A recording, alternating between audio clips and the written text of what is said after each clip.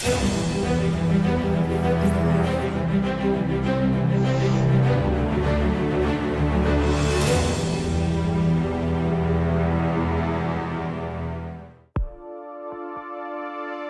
Vanessa, the last time I talked to you was before the launch of GOES-R.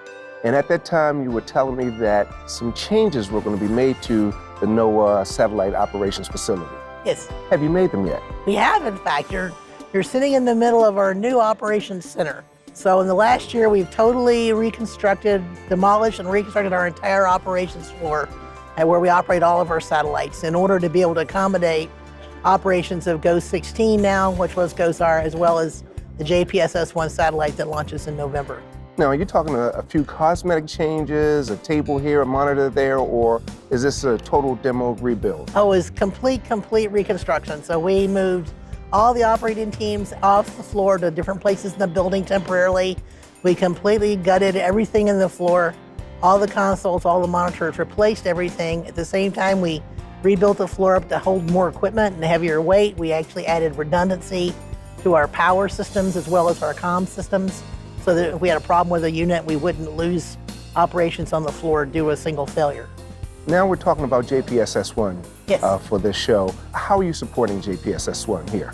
Okay, so to get ready for JPS-1, basically our team had to take that ground system, learn how to operate it, learn how to use it to operate our current satellite, SUMI-MPP, verify that SUMI-MPP could be operated successfully on that ground system and bring it into operations.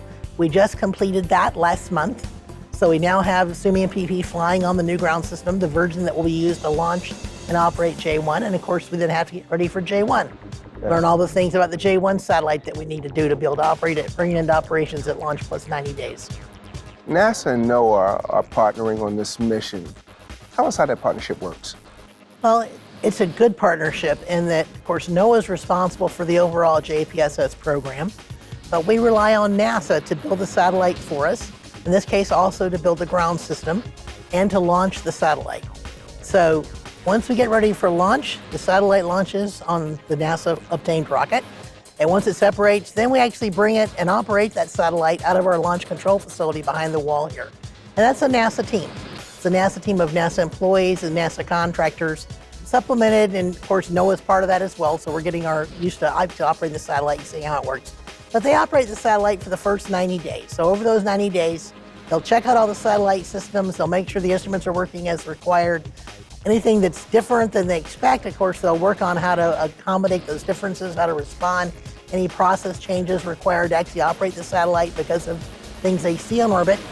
And then at launch plus 90 days, they'll hand all of that over to my team, and then we'll start operating the satellite from this facility, this floor, at launch plus 90 days. So we actually embed some of our people with their launch team, the launch crew as you called it, so they get training and they get exposure to the satellite and they know how to operate the satellite. No, it's, idiosyncratic. Every satellite has idiosyncratic behavior occasionally, so they'll learn how to best operate the satellite in an effective way, and then we'll move it into operations at launch plus 90 days, and it becomes mine, or ours, if you will. Ours, yeah. So in the room here, at any one time, how many satellites are controlled here?